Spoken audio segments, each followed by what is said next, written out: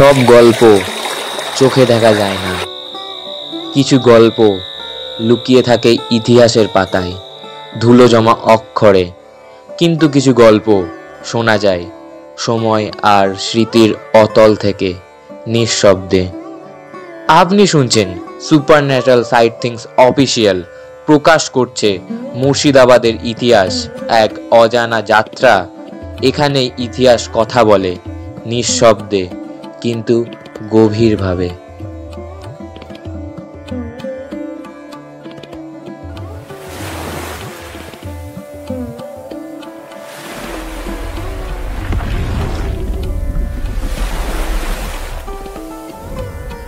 মুর্শিদকুলি খাঁর জন্মস্থান নিয়ে একটি বিতর্ক ও দ্বন্দ্ব চিরকাল ধরেই চলে এসেছে। গত পর্বে আমরা মুর্শিদকুলি খাঁর জন্মস্থান বলেছিলাম ইরান। এই পর্বে আমাদের সামনে একটি নয়া প্রতিবেদন উঠে এসেছে মুর্শিদকুলি খাঁর জন্ম নিয়ে। মুর্শিদকুলি খান জন্মেছিলেন দক্ষিণ ভারতে। তিনি জন্মসূত্রে মুসলিম ছিলেন না। তার আসল নাম ছিল সূর্য নারায়ণ মিশ্র। তিনি একজন ব্রাহ্মণ পরিবারে জন্মেছিলেন, কিন্তু অল্প বয়সেই তাকে দাস হিসেবে বিক্রি করে দেওয়া হয়। তাকে কেনেন এক পারসীয় মুসলিম ব্যবসায়ী, আর সেখানেই তিনি ইসলাম ধর্ম গ্রহণ করেন।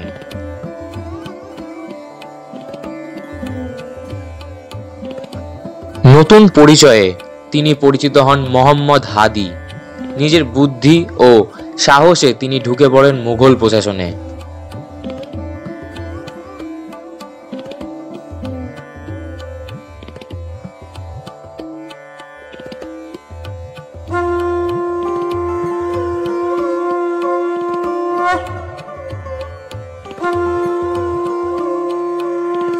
মুর্শিদকুলি খাঁ ছিলেন অত্যন্ত কঠোর শাসক, কিন্তু কখনো পক্ষপাত করতেন না। একবার তাঁরই আত্মীয় ঘুষ খাওয়ার অপরাধে গ্রেপ্তার হন। দরবারে ঘোষণা দেন মুর্শিদকুলি খাঁ, নিয়ম ভাঙলে আত্মীয় হোক বা শত্রু, শাস্তি এক।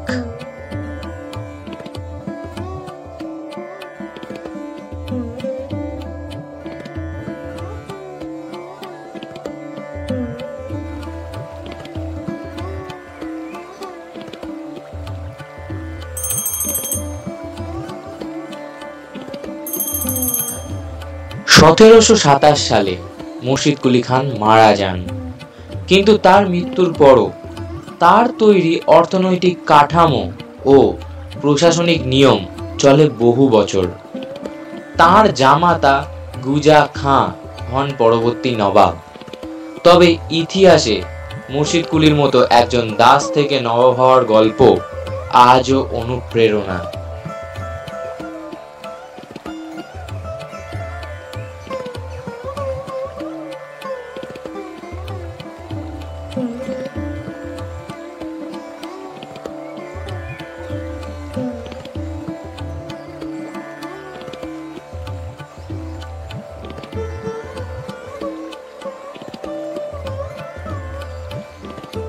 মুর্শিদকুলি খানের মৃত্যুতে বাংলার নবাবী শাসনের এক মহান অধ্যায় শেষ হয়, কিন্তু ইতিহাস থেমে থাকে না।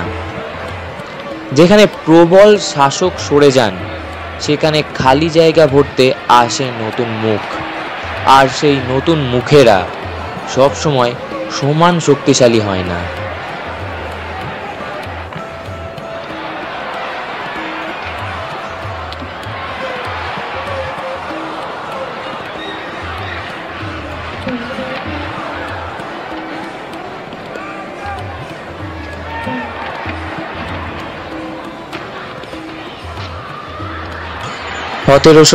সাল মুর্শিদকুলি খানের মৃত্যুর পর বাংলার দরবারে উঠে আসে এক প্রশ্ন, কে হবেন পরবর্তী নবাব? বয়সে বৃদ্ধ এই শাসকের মৃত্যুর খবর ছড়িয়ে পড়ে, যেমন ভাগীরথীর ঢেউ ছড়িয়ে পড়ে প্রাচীন শহর জুড়ে। তার জামাতা গুজা খাঁ তখন নবাব হওয়ার দাবিদার হন।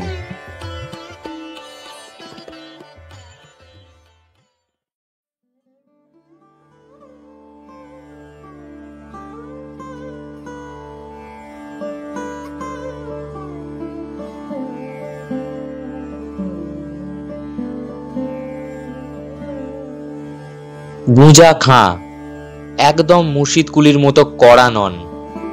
তিনি ছিলেন নরম, ধর্মপরায়ণ, কিন্তু প্রশাসনিক বিষয়ে খুব একটা দৃঢ় নন।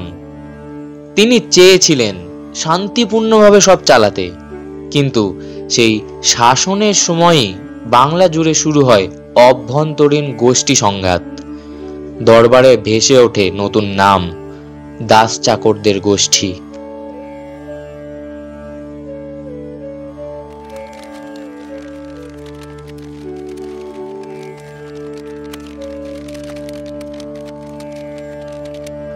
গুঁজা খাঁ ক্ষমতায় এলেও প্রকৃত ক্ষমতা ধীরে ধীরে চলে যায় এক নতুন গোষ্ঠীর হাতে। দাস চাকর বা হাউস হোল্ড স্লেভস নামেই পরিচিত এই গোষ্ঠী ছিল পূর্বোত্তর নবাবদের আস্থাভাজন, কিন্তু এখন তারা পরিণত হয় আসল রাজনীতিকদের দলে। তাদের হাত ধরেই দরবারে প্রবেশ করেন এক ব্যক্তি, আলীবর্দী খাঁ।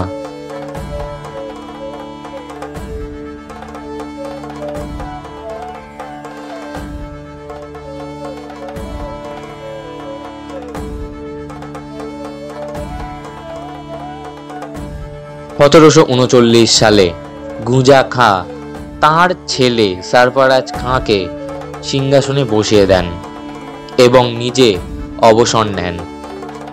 সরফরাজ খাঁ ছিলেন যুবক, কিন্তু রাজনৈতিকভাবে অনভিজ্ঞ। তিনি দরবারের সিদ্ধান্তগুলোতে সবসময় নির্ভর করতেন পরামর্শদাতাদের ওপর।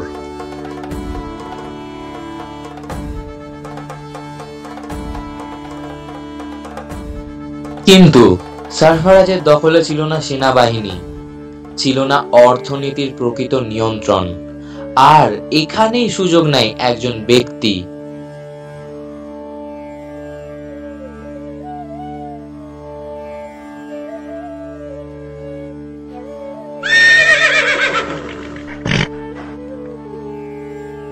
আলীবর্দী ছিলেন ততদিনে বিহার অঞ্চলের ডেপুটি গভর্নর। তিনি গুঁজা খাঁর আস্থাভাজন ছিলেন, কিন্তু সরফরাজ খাঁ তাকে পাত্তা দিতেন না।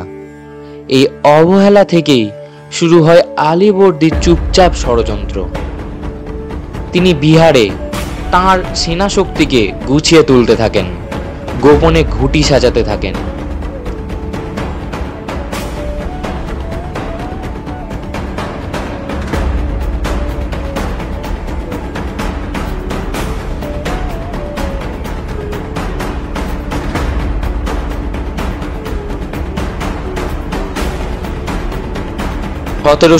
সালের এপ্রিল গিরিয়া নামক স্থানে মুখোমুখি হয় সরফরাজ খাঁ ও আলীবর্দীর সেনাবাহিনী।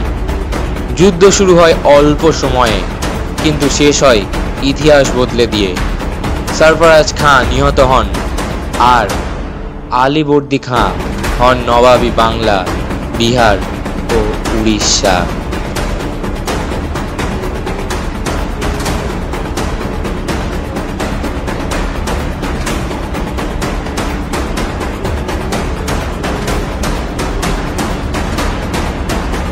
এই প্রথম বাংলার নবাব হলেন এমন একজন যিনি রাজপরিবারের অংশ ছিলেন না, বরং নিজ চেষ্টায় উঠে এসেছেন। আলীবর্দী ছিলেন দক্ষ, চালাক এবং ভয়ানক দূরদর্শী, কিন্তু তার শাসনও ছিল না শান্তির। তার শাসনকাল ঘিরে ছিল মারাঠা আক্রমণ, বর্ণাতীত চক্রান্ত আর ভবিষ্যতের এক ভয়ঙ্কর নাম, সিরাজউদ্দৌলা।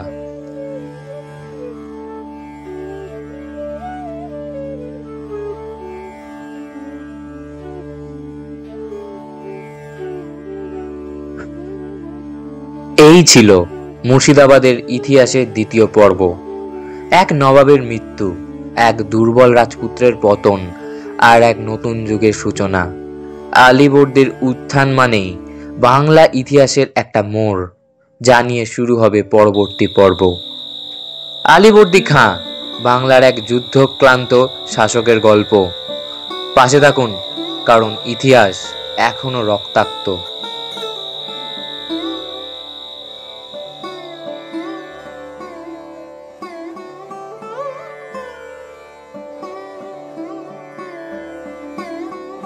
আপনারা শুনলেন মুর্শিদাবাদের ইতিহাসের একটি অধ্যায়।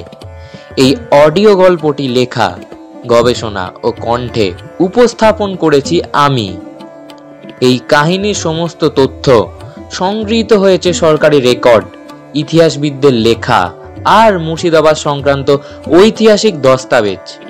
বিশেষ কৃতজ্ঞতা Murshidabad history project, West Bengal state archives, Hazarduari palace মিউজিয়ামের তথ্য ভাণ্ডার এবং অন্যান্য নির্ভরযোগ্য উৎস। এই সিরিজটি শুধু ইতিহাস নয়, এটা এক ভালোবাসা আমার শহর, আমার শিকড়, আমার গর্বের প্রতি। আপনাদের ভালো লাগলে সাবস্ক্রাইব করে পাশে থাকুন, কারণ সামনে আসছে আরও ইতিহাস, আরও ঘটনা যেগুলো বলা হয়নি, শুধু শোনা যায়। সুপারন্যাচারাল সাইট থিংস অফিসিয়ালের পক্ষ থেকে আমি আজ বিদায় নিচ্ছি। ফিরব এক নতুন অধ্যায় নিয়ে।